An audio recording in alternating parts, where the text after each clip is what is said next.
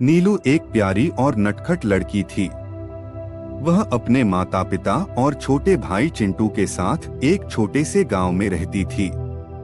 नीलू को कहानियां सुनना और खेलना बहुत पसंद था। उसके पास एक खास दोस्त था, उसका प्यारा कुत्ता शेरू।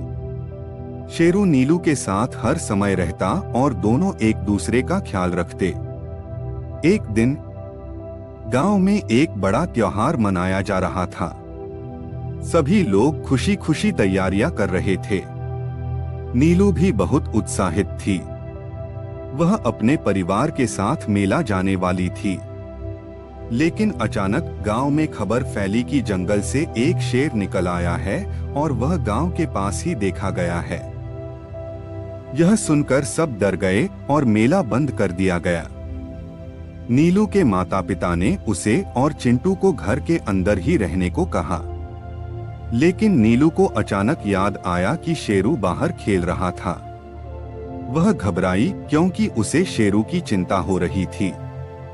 वह बिना सोचे समझे घर से बाहर निकल गई और शेरू को ढूंढने लगी। नीलू ने पूरे गांव में शेरू को ढूंढा, लेकिन वह कहीं नहीं मिला। उसकी आंखों में आंसू आ गए और वह परेशान हो गई। तभी उसे जंगल की ओर से हल्की आवाज सुनाई दी। नीलू ने हिम्मत जुटाई और आवाज का पीछा करते हुए जंगल की ओर बढ़ी। उसे अपने डर से लड़ना पड़ा, लेकिन शेरू की चिंता ने उसे और बहादुर बना दिया। जंगल के पास पहुंचकर नीलू ने देखा कि शेरू एक पेड़ के नीचे छिपा हुआ था और पास में ही शेर घूम रहा था। नीलू डर गई, लेकिन उसने हिम्मत नहीं हारी। उसने एक लकड़ी उठाई और शेर को डराने के लिए शोर मचाने लगी। शेर उसकी आवाज सुनकर धीरे धीरे वहां से चला गया। नीलू दौड़कर शेरू के पास गई और उसे गले लगा लिया। शेरू भी नीलू को देखकर बहुत खुश हुआ। दोनों तेजी से गांव की ओर भागे और सुरक्षित अपने घर लौट आए। जब नीलू के माता पिता ने उसकी बहादुरी के बारे में सुना तो वे गर्व से भर गए।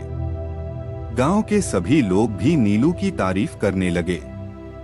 नीलू ने साबित कर दिया कि सच्चा प्यार और हिम्मत किसी भी डर को हरा सकता है।